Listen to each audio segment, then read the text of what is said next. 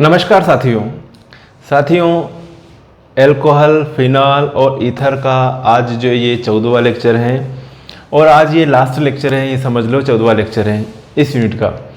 अगला जो अपना जो वीडियो आएगा वो आएगा कोऑर्डिनेशन कंपाउंड वाली चैप्टर ले लेंगे, क्योंकि उसके कई बच्चों के मैसेज आ रहे हैं कि सर वो उपसंयोजक यौगिक वाली यूनिट जो है वो थोड़ी टिपिकल लग रही है, उसके सारे कॉन्सेप्ट क्लियर करवा दीजिए। तो अब जो अगला जो लेक्चर आएगा वो आएगा कोऑर्डिनेशन केमिस्ट्री का आएगा, उपसंयोजक यौगिक उसमें कंप्लीट करवाएंगे। इस यूनिट के अल्कोहल, फिनॉल और ईथर के 14 लेक्चर कंप्लीट हो गए हैं। और अगर 14 लेक्चर आपको सिस्टमेटिक देखना है तो आप चैनल के प्लेलिस्ट में जाइए, वहाँ पे सिस्टमेटिक सारे लेक्चर्स देखिए और कॉपी में उतारते जाइए और लिखते जाइए और समझते हुए पढ़िए। 100% आपको अच्छे से समझ में आएगा, क्योंकि मैंने सारे लेक्चर जो हैं सरल भाषा में बना रखे हैं और कैसे समझ में आए बच्चों को उस तरीके से समझा रखा है मैंने। ठीक है, तो धैर्य से समझिएगा, आराम से समझिएगा, केमिस्ट्री आपकी अच्छी हो जाएगी। ऑर्गेनिक केमिस्ट्री हो, इनऑर्गेनिक हो, फिजिकल हो, सभी आपका सिलेबस कंप्लीट हो जाएगा। अभी अपने पास टाइम है, अभी अक्टूबर चल रहा है, अभी नवंबर है, दिसंबर है, जनवरी है, तो जनवरी तक तो बहुत सारे लेक्चर जो बचे हुए लेक्चर हैं वो सारे हो जाएंगे। आप चैनल का एनालिसिस कीजिए, देखिए चैनल में कितने सारे वीडियो पड़े हुए हैं 11th 12th केमिस्ट्री के। अभी जो वीडियो है कम से कम वो तो टॉपिक कंप्लीट कीजिए, बाकी के टॉपिक हैं वो बन ही रहे हैं और आपको मिल ही जाएंगे जनवरी तक। तो अभी बात करें हम डाईएथिल ईथर की रासायनिक अभिक्रियाएं। इससे पहले वाले लेक्चर में हमने बहुत अच्छी तरह से पढ़ा था डाईएथिल ईथर बनाने की प्रयोगशाला विधि और बहुत अच्छी तरह से समझाई थी। शायद वो रिएक्शन अगर आपने देखा हो वीडियो, तो वो वीडियो देखते हुए आपको सारी रिएक्शन समझ में आ गई होगी, प्रयोगशाला विधि समझ में आ गई होगी, डायग्राम अच्छा समझ में आ गया होगा और जो बाकी रिएक्शन समझाई थी बनाने की डाईएथिल ईथर की, वो भी आपको अच्छी तरह से समझ में आ गई होगी। चलो आज शुरुआत करते हैं अपन बिगाड़ने की विधियाँ। डाईएथिल ईथर को बिगाड़ने की विधियाँ, मतलब इसको तोड़ेंगे, क्या बन रहा है ये चीज़ देखेंगे। तो डाईएथिल ईथर की बिगाड़ने की विधियों में सबसे पहली विधि है हैलोजनीकरण। सबसे पहली विधि है हैलोजनीकरण। जब भी भैया हैलोजनीकरण नाम आए, जब भी भैया हैलोजनीकरण का नाम आए तो आप किसके साथ रिएक्शन करवा दो? क्लोरीन के साथ में, ब्रोमीन के साथ में, आयोडीन के साथ में। ये क्या है? हैलोजन है। यहाँ पर हम रिएक्शन करवा रहे हैं, क्लोरीन के साथ में रिएक्शन करवा रहे हैं। क्लोरीन क्या है? एक हैलोजन है। तो जब डाईएथिल ईथर को अंधेरे में अलग अलग कंडीशन में क्लोरीन के साथ रिएक्शन करवाएंगे डाईएथिल ईथर की, एक तो अंधेरे में रिएक्शन करवाएंगे, रिएक्शन डाईएथिल ईथर लिया, एक तो अंधेरे में क्लोरीन ऐड करके देखेंगे और एक देखेंगे अपन सनलाइट के, सूर्य के प्रकाश की उपस्थिति में। तो दोनों तरह जो कंपाउंड जो बनेगा, दोनों कंडीशन में अलग अलग तरह का कंपाउंड बनेगा। जब अंधेरे में क्लोरीन की और डाईएथिल ईथर की रिएक्शन करवाएंगे तो अलग कंपाउंड बनेगा। जब लाइट में, सनलाइट की प्रेजेंस में रिएक्शन करवाएंगे क्लोरीन और डाईएथिल ईथर की तो अलग कंपाउंड बनेगा। तो देखिए कौन से कंपाउंड बन रहे हैं। देखिए डाईएथिल ईथर, तो डाईएथिल ईथर का जो फार्मूला है वो होता है, क्या होता है? C2H5O C2H5। ध्यान से देखिएगा, इस C2H5 को मैं ऐसे लिख दूं तो चलेगा, CH3 CH2O CH2 CH3 है डाईएथिल ईथर ही है ना। वो स्ट्रक्चर में ऐसे आएगा है ना, श्रृंखला में बताएंगे, ऐसे ही बताना पड़ेगा। तो C2H5 3 और 2 5 H5 C2H5, समझेंगे ना। किसके साथ? ये लिखो या ये लिखो, एक ही बात है। तो अपनों ने इस तरीके से लिख लिया डाईएथिल ईथर को। डाईएथिल ईथर की किसके साथ में रिएक्शन करवा रहे हैं? क्लोरीन के साथ में। किसके साथ में? क्लोरीन के साथ में। कैसे रिएक्शन करवा रहे हैं? अंधेरे में, डार्क रिएक्शन है ना, अंधेरे में रिएक्शन करवाएंगे। अब इस ऑक्सीजन के सापेक्ष ये वाली पोजीशन, इसको अल्फा मान लिया, तो ये वाली पोजीशन इसको मान लूंगा अल्फा डैश, ये बीटा डैश, ये बीटा, ये अल्फा, ये बीटा, ये अल्फा डैश, ये बीटा डैश। इस तरह से अपन मान सकते हैं। पोजीशन की बात कर रहे हैं तो जस्ट इसके बाद वाला जो कार्बन है ये अल्फा कार्बन है, ऑक्सीजन के जस्ट बाद वाला। तो यहाँ पर जो कंपाउंड बनेगा वो बनेगा dichloro diethyl ether. Dichloro diethyl ether कैसे प्राप्त होगा अपने को? डाईक्लोरो डाईएथिल ईथर, यहाँ का एक हाइड्रोजन और यहाँ का एक हाइड्रोजन और यहाँ से 2 Cl, 2 HCl निकल जाएंगे। समझना, इस CH2 को मैं ऐसे बता दूं, ठीक है, ये ऐसे बता दूं तो उस इधर तो ये जुड़ा हुआ है ऑक्सीजन और इधर ये CH3 ग्रुप जुड़ा हुआ है, ऐसे CH3। तो ये हाइड्रोजन और क्लोरीन और यहाँ का हाइड्रोजन और क्लोरीन 2 HCl निकल जाएगा। आ रहा समझ में? और यहाँ पर हाइड्रोजन की जगह क्या जोड़ दूँ, क्लोरीन, और इस जहाँ हाइड्रोजन निकला वहाँ पे क्या जुड़ जाएगा, क्लोरीन। तो ये देखो CH3, CH2 की जगह क्या रह जाएगा, CH रह जाएगा, सिर्फ CH रह जाएगा क्योंकि एक हाइड्रोजन निकल गया, और क्या लग जाएगा, क्लोरीन, और ये O, और ये CH, और ये Cl, और ये CH3। मतलब यहाँ से एक एक हाइड्रोजन निकला और यहाँ के 2 क्लोरीन, 2 HCl, ठीक है, और जो एक एक हाइड्रोजन निकला उनकी जगह एक एक क्लोरीन जोड़ दिया। टोटल क्लोरीन कितने थे, 2 दूनी 4 क्लोरीन है। ओके, कंपाउंड क्या बना आपके सामने, जल्दी से बताइए, अभी बताया था मैंने, alpha alpha dash dichloro diethyl ether, है ना, ये अल्फा अल्फा डैश, तो इसका alpha alpha dash dichloro diethyl ether, alpha alpha dash dichloro diethyl ether बनता है। समझ में आया, ये क्या है, ये किसका सूत्र है, डाइएथिल ईथर, डाइएथिल ईथर, हेलोजनीकरण। तो यहाँ पे ये पार्ट ए है हेलोजनीकरण का। तो जब डाइएथिल ईथर की अभिक्रिया, जब डाइएथिल ईथर को अंधेरे में क्लोरीन के साथ क्रिया करवाई जाती है या प्रवाहित किया जाता है तो alpha alpha dash dichloro diethyl ether प्राप्त होता है। समझ में आ गया। और इसमें ये भी लिख देना कि प्रतिस्थापन हो रहा, मतलब हाइड्रोजन का हटना और उसकी जगह क्लोरीन का लगना। तो प्रतिस्थापन ऑक्सीजन के पास वाले कार्बन के हाइड्रोजन का होता है, प्रतिस्थापन ऑक्सीजन के पास वाले कार्बन के हाइड्रोजन का होता है। ओके, या प्रतिस्थापन ऑक्सीजन के निकट वाले कार्बन परमाणु पर होता है। तो यहीं पे हो रहा है प्रतिस्थापन, है ना, यहाँ का प्रतिस्थापन ऑक्सीजन के पास वाले कार्बन पर होता है। यहाँ से नहीं निकला, यहाँ का हाइड्रोजन यहाँ का क्लोरीन नहीं निकलेगा। कहाँ से निकलेगा, पास वाले ऑक्सीजन के पास वाले कार्बन का हाइड्रोजन रिमूव होगा और उसकी जगह क्या जुड़ेगा, क्लोरीन जुड़ जाएगा। ये तो हो गई पहली बात। दूसरी कंडीशन है, अब रिएक्शन करवा रहे, ये तो अंधेरे में है, अब रिएक्शन अंधेरे से निकाल के अब वो सनलाइट में रिएक्शन करवा रहे भैया। तो सनलाइट में रिएक्शन करवाएंगे तो ये प्राप्त होगा पर क्लोरो डाइएथिल ईथर C2, या ऐसे भी लिख दो CH3 CH2O CH2 CH3 plus Cl2, chlorine चाहे जितनी मिल जाएगी। सनलाइट की प्रेजेंस में, तो सनलाइट की प्रेजेंस में तो क्लोरीन खतरनाक हो जाएगा, बिल्कुल खतरनाक हो गया, मतलब सभी हाइड्रोजन को भगा देगा। ये क्या कर देगा, भगा देगा, और सभी जगह ये जुड़ जाएगा। तो हर जगह जुड़ेगा तो क्या लिखूँ मैं, CCl3 CCl2O CCl2 CCl3 हर हाइड्रोजन की जगह क्या जुड़ गया भैया, क्लोरीन जुड़ गया। प्लस जो हाइड्रोजन थे कितने थे, 3 2 5 और 5 10, तो 10 HCl निकल जाएंगे। तो टोटल क्लोरीन कितने लगे अपने पास, 10, 10 Cl2 लगे। ठीक है, हो गई रिएक्शन बैलेंस। ओके, CCl, इसको ऐसे भी लिखोगे तो भी चलेगा, C2 Cl5 O C2 Cl5 C2 Cl5 ऐसे लिखोगे तो भी चलेगा। ओके, कंफ्यूज मत होना अगर ऐसे लिखा हुआ हो तो। C2 Cl5 O C2 Cl5 क्या नाम है इसका, पर क्लोरो डाइएथिल ईथर। ये है भैया पर क्लोरो डाइएथिल ईथर, पर क्लोरो डाइएथिल ईथर बना। तो डाइएथिल ईथर की हेलोजनीकरण क्रिया समझ में आ गई है। दोनों रिएक्शन, पहली है अंधेरे में और दूसरी है सनलाइट की प्रेजेंस में। तो जब डाइएथिल ईथर अंधेरे में क्लोरीन के साथ प्रवाहित किया जाता है तो alpha alpha dash dichloro diethyl ether प्राप्त होता है।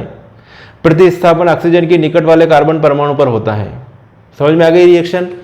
दूसरी रिएक्शन, जब डाइएथिल ईथर को सूर्य के प्रकाश में क्लोरीन के साथ क्रिया करवाई जाती है तो पर क्लोरो डाइएथिल ईथर प्राप्त होता है। क्या प्राप्त होता है, पर क्लोरो डाइएथिल ईथर प्राप्त होता है। मिटा देता हूं इसको मैं। अब है आगे रिएक्शन HI के साथ। तो HI के साथ भी क्रिया इसी प्रकार से, दो तरह प्रकार से होगी, एक तो ठंडा HI ले लो और एक गर्म HI ले लो। तो ठंडा HI लेंगे तो डाई एथिल ईथर अलग कंपाउंड देगा, और गर्म HI दो के साथ रिएक्शन करवाओगे तो डाई एथिल ईथर अलग कंपाउंड बनाएगा।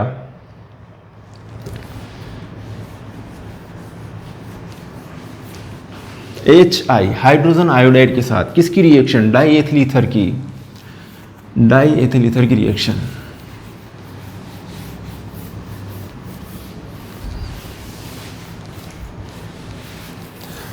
दूसरी रिएक्शन किससे लिखें? इससे HI के साथ है ना, HI के साथ। पहली ठंडी अवस्था में, किस अवस्था में? ठंडी अवस्था में। और एक गर्म अवस्था में HI। ठंडी अवस्था में HI, ठंडी अवस्था में HI लिया तो क्या बनेगा? फिर गर्म अवस्था में लेंगे तो क्या वो बनेगा? तो ये क्या होता है, जब ठंडी अवस्था में लेंगे अपन HI, किसके साथ रिएक्शन करवा रहे हैं भैया? C2H5O, C2H5। लिखने की जरूरत तो नहीं है नीचे डाई एथिल ईथर, क्योंकि बार बार लिख चुका हूं, आपको फार्मूला याद हो गया होगा। डाई एथिल ईथर किसके साथ में? HI के साथ में। और HI किस अवस्था में भैया? ठंडी अवस्था में, ठंडी अवस्था में। तो थ्योरी में कुछ नहीं लिखना, जब डाई एथिल ईथर की HI के साथ ठंडी अवस्था में क्रिया करवाई जाती है तब एथिल अल्कोहल और एथिल आयोडाइड बनता है। क्या बन रहा है? Ethyl alcohol. तो C2H5O H, C2H5I आया समझ में? तो ये लिखूं मैं C2H5OH plus C2H5I, ethyl alcohol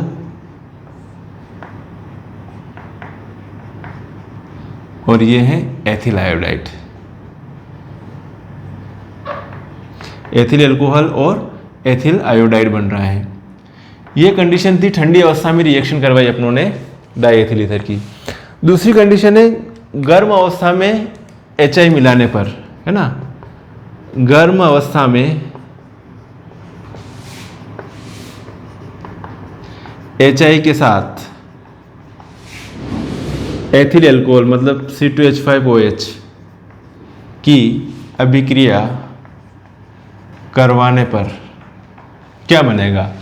गर्म अवस्था में रिएक्शन करवा रहे, ठंडी अवस्था में रिएक्शन हो गई, गर्म अवस्था में रिएक्शन करवाएंगे तो सिर्फ भैया आपको मिलेगा एथिल आयोडाइड और वाटर मॉलिक्यूल।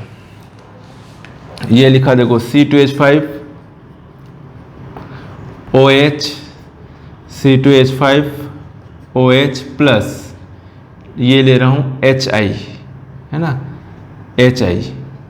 तो यहाँ पर जो है 2HI ले लेता हूँ। जब 2HI ले लूँगा तो ये जो है 2 हाइड्रोजन और 2 हाइड्रोजन, 4 हाइड्रोजन और 2 ऑक्सीजन, तो ये निकल जाएगा यहाँ से 2H2O। कितने क्या निकल जाएगा? 2H2O। और एक आयोडीन यहाँ जोड़ दूंगा, एक आयोडीन यहाँ जोड़ दूंगा, तो 2C2H5I हो जाएगा। ये कौन सी कंडीशन हो रही थी भैया? ये गर्म अवस्था में, गर्म अवस्था।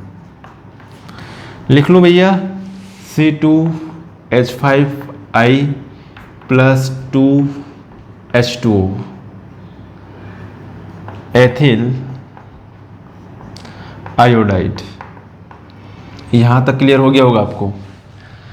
देखिए गर्म अवस्था में रिएक्शन करवाई अपनों ने, जब डाई एथिल ईथर को HI की अधिकता के साथ गर्म अवस्था में मिलाया जाता है तो एथिल आयोडाइड के दो अणु प्राप्त होते हैं। उतार लीजिए इसको। तीसरी रिएक्शन, अगली रिएक्शन बताता हूं अब।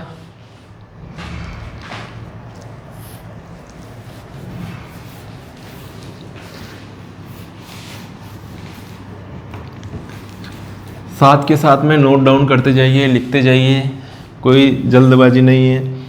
वीडियो को पॉज कर लीजिए, रोक लीजिएगा, जब तक रिएक्शन पूरी लिखो नहीं तब तक आगे नहीं बढ़ना है। और जब जितना लिखोगे उतना अच्छे से आपकी ऑर्गेनिक केमिस्ट्री कंप्लीट होती जाएगी। अकार्बनिक अम्लों के साथ नेक्स्ट रिएक्शन थर्ड रिएक्शन, अकार्बनिक अम्लों के साथ। अकार्बनिक अम्लों में जैसे H2SO4, HCl, HBr, HI, इनको कहते हैं हम अकार्बनिक एसिड, अकार्बनिक अम्ल कहते हैं। तो हम जो रिएक्शन करवा दें अकार्बनिक अम्ल में, पहले रिएक्शन करवा दें HCl के साथ में, फिर रिएक्शन करवा दें H2SO4 के साथ में, HCl के साथ में भी रिएक्शन करवा दें और H2SO4 के साथ में भी रिएक्शन करवा दें। किसकी रिएक्शन देख रहे हैं भैया अपन? डाई एथिल ईथर की। तो ये लिखा मैंने C2H5OC2H5 और फिर ये लिखा मैंने C2H5OC2H5। तो यहाँ पे जब अकार्बनिक अम्लों के साथ रिएक्शन करवाते हैं तो ऑक्सोनियम लवण बनता है। क्या बनता है? ऑक्सोनियम लवण बनता है। ठीक है, ऑक्सोनियम लवण बनेगा। तो कैसे ये रिएक्शन होगी? तो ये जो है देखिएगा C2H5 twice O, C2H5 twice O, और ये जो लोन पेयर रहता है ना उससे जो है ये हाइड्रोजन जुड़ जाएगा यहाँ पर, और ये अगर हाइड्रोजन इधर आ गया तो इसके ऊपर प्लस और ये हो जाएगा Cl माइनस। तो डाई एथिल ऑक्सोनियम क्लोराइड इस कंपाउंड का नाम हो जाएगा, chloride, die ethyl oxonium chloride नाम हो जाएगा। ओके, अगर इसके साथ रिएक्शन करवाना है सल्फ्यूरिक एसिड के साथ में, H2SO4 के साथ में, तो ये इसका जो ये अगर अलग होता है तो H प्लस और Cl माइनस में अलग होता है, और ये अलग होता है तो H प्लस और HSO4 माइनस में अलग होता। तो ये और ये, तो अब ये Cl माइनस की जगह HSO4 माइनस बाहर निकल देंगे। HSO4 माइनस क्या है? Hydrogen sulphate. तो ये लिखो आप C2H5 ट्वाइस OH और ये HSO4 माइनस, तो हाइड्रोजन सल्फेट लिखना क्लोराइड की जगह। तो die ethyl oxonium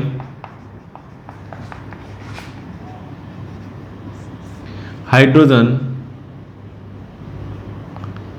sulphate, die ethyl oxonium hydrogen sulphate. यहाँ तक क्लियर है? Die ethyl oxonium hydrogen sulphate.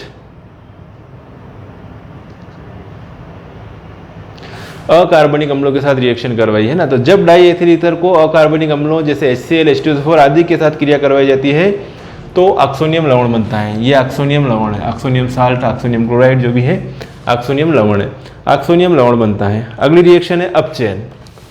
Note करते जाइए, नोट डाउन।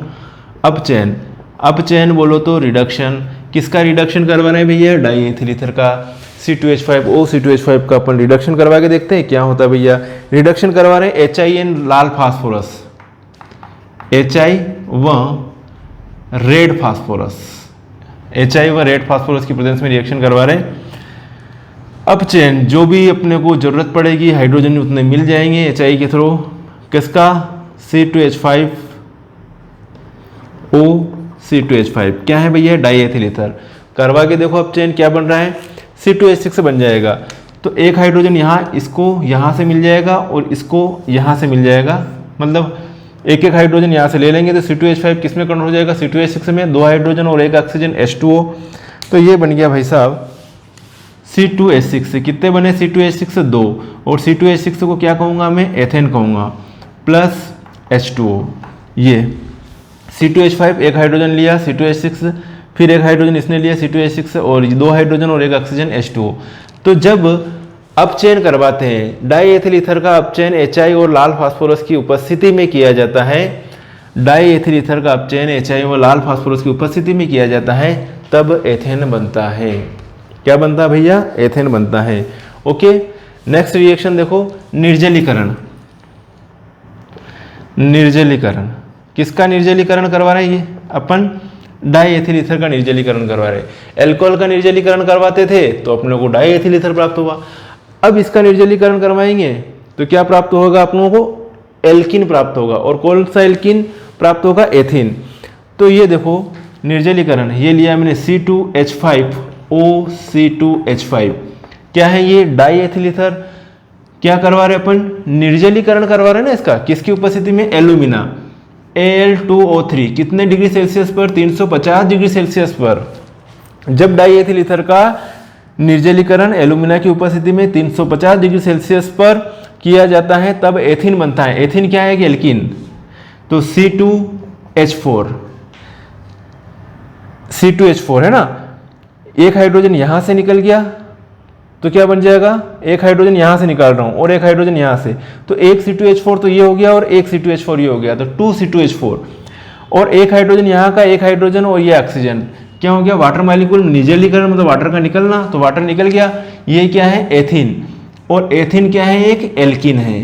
क्या है ये, एक एल्कीन है। समझ में आ गया, नहीं समझ में आया तो डबल से वीडियो देख लेना। तो जब डाई एथिल ईथर को एल्यूमिना की उपस्थिति में 350 डिग्री सेल्सियस पर गर्म करते हैं तो एथिन बनता है। एथिन के 2 अणु बनते हैं और एथिन को सामान्य भाषा में एथिलीन भी कहो तो भी चलेगा। क्या कहो, एथिलीन, एथिलीन कहूँ, एथिन कहूँ, एल्कीन कहूँ, जो मेरी मर्जी है जो कहूँ। तो ये निर्जलीकरण वाली रिएक्शन हो गई। यहाँ तक क्लियर है, बोलो हाँ क्लियर है। अब बात करें आगे PCl5 के साथ।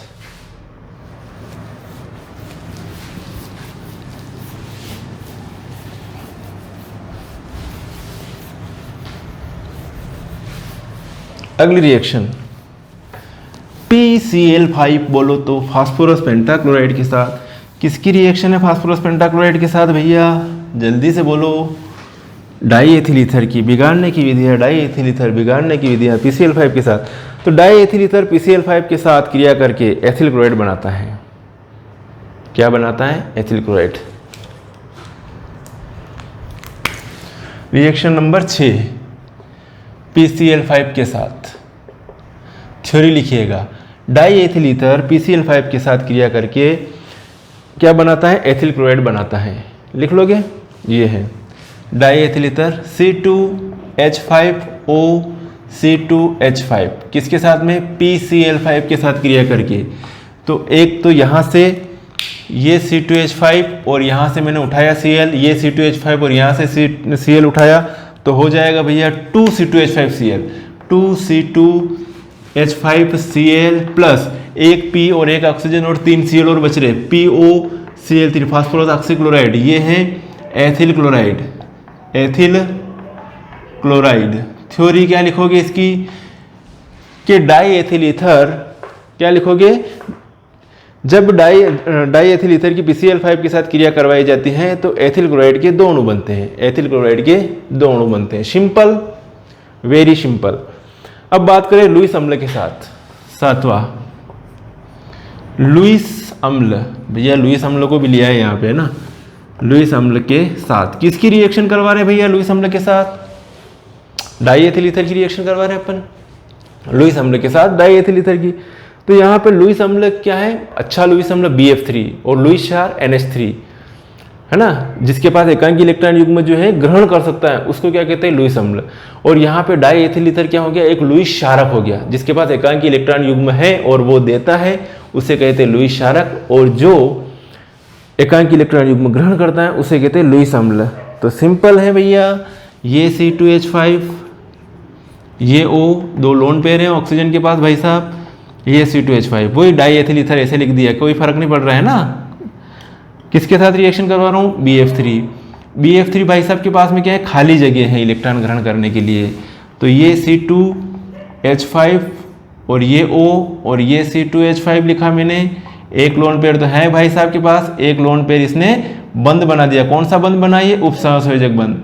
और ये BF3 और ये तो हो गया अम्ल, और ये क्षार क्या बना, इसको क्या कहते हैं, लवण। जब भी अम्ल और क्षार की क्रिया होती है तो क्या बनता है, लवण। तो डाई एथिल ईथर लुईस अम्ल जैसे BF3 के साथ क्रिया करके इथरेट नामक यौगिक बनाता है। इसको क्या कहूंगा मैं, इथरेट, इथरेट नामक यौगिक बनाता है। डाई एथिल ईथर लुईस अम्ल जैसे BF3 के साथ क्रिया करके इथरेट नामक यौगिक बनाता है। एक लास्ट रिएक्शन बची है ग्रिग्नार्ड अभिकर्मक के साथ। नाम तो सुना होगा आपने भाई साहब, ग्रिग्नार्ड अभिकर्मक का। ग्रिग्नार्ड अभिकर्मक किसको कहते हैं, RMgX को। किसको कहते हैं? RMGX। RMGX बोलो तो ग्रिग्नार्ड अभिकर्मक, RMGX। किसकी रिएक्शन करवा रहे हैं? ध्यान से देखिएगा, ये रिएक्शन थोड़ी समझने में दिक्कत आएगी आपको। किसकी रिएक्शन करवा रहे हैं अपन? डाईएथिल ईथर की। तो ये लिया देखो C2H5O C2H5 प्लस RMG और ये X, ओके, प्लस C2H5O और ये C2H5।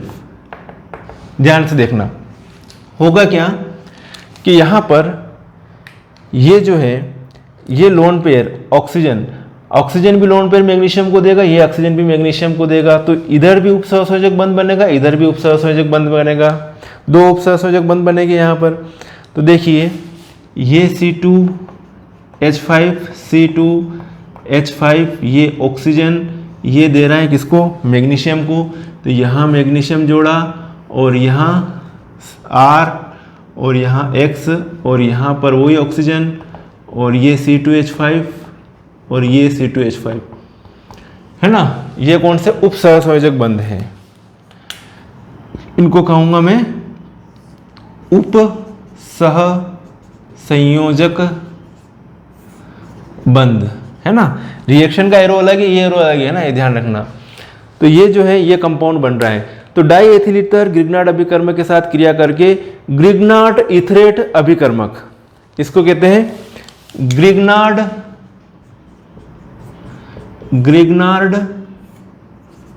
ईथरेट